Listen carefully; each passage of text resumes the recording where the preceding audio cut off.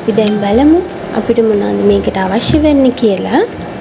Laws papadam 10ක්, තෙල්, රතු ලුණු, අමු මිරිස්, කටු ඉවත් කරගත්ත කුකුල් මස්, කරපිංචා, කැබලි මිරිස්, මිරිස් කුඩු, සුදු ලුණු, ලුණු කුඩු.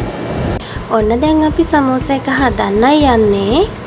අපි මුලින්ම භාජනයකට වතුර ටිකක් දාලා අර papadam එකින් එක වතුරේ ගිල්වමින් papadam වල ඝනකම ගතිය අපිට යවා ගන්න විනාඩි 5ක් විතර භාජනයේ ගිල්වලා පැත්තකින් තියලා අපි දැන් ඊළඟට හදමු අපේ මිශ්‍රණය. ඔන්න දැන් අපි මිශ්‍රණය හදන්නයි යන්නේ. පෑන් එකකට තෙල් ටිකක් දාලා තෙල් ටික රත් වෙගෙන එනකොට කරපිංචා, තලාගත්තු සුදු ලුණු, සිහින කපාගත්තු රතු ලුණු, අමු මිරිස් ටිකත් මේකට එකතු කරලා මිශ්‍ර කරන ගමන් කෑලි මිරිස්, මිරිස් කුඩු, ගම් මිරිස් කුඩු එකතු කරලා හොඳින් මිශ්‍ර කරගන්නවා. දැන් අපි මේකටම කපාගත්ත කුකුල් මස් ටික එකතු කරලා ලුණු කුඩු සල්පයකුත් දාලා හොඳින් මිශ්‍ර කරගෙන පියනකින් වහලා මද වේලාවක් මද ගින්නේ පිස ගන්නවා.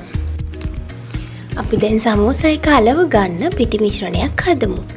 පාන් පිටි ටිකක් දාලා වතුර ටිකින් ටික එකතු කරන ගමන් මදක් ගන්නකම් පාන් පිටි මිශ්‍රණයක් අපි හදා ගන්නවා සමෝසා එක අලවන්න. ඔන්න දැන් අපි අර වතුර භාජනයේ ගිල්වපු papadam ටික එකින් එක අරගෙන පීරිසියක අසුරලා papadam එකින් එක අරගෙන ටිෂු කඩදාසියකින් පිහදාලා හොඳට වතුර ටික අපි ඉවත් කරගන්නවා. ඔන්න දැන් අපි සමෝසා එක හදන්නයි යන්නේ.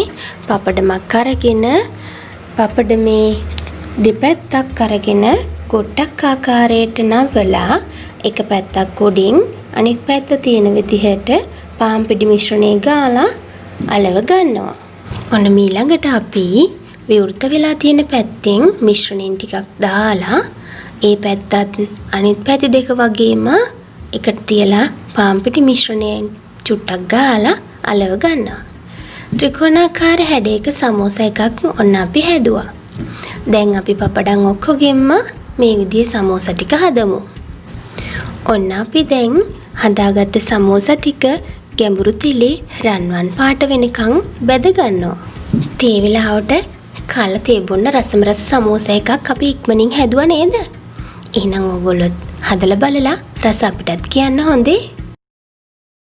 ඔයගොල්ලෝ තාමත් අපව subscribe කරලා නැත්නම් subscribe කරන්න, like කරන්න, ඔයගොල්ලන්ගේ අදහස් කමෙන්ට් කමෙන්ට් කරන්න අමතක කරන්න එපා.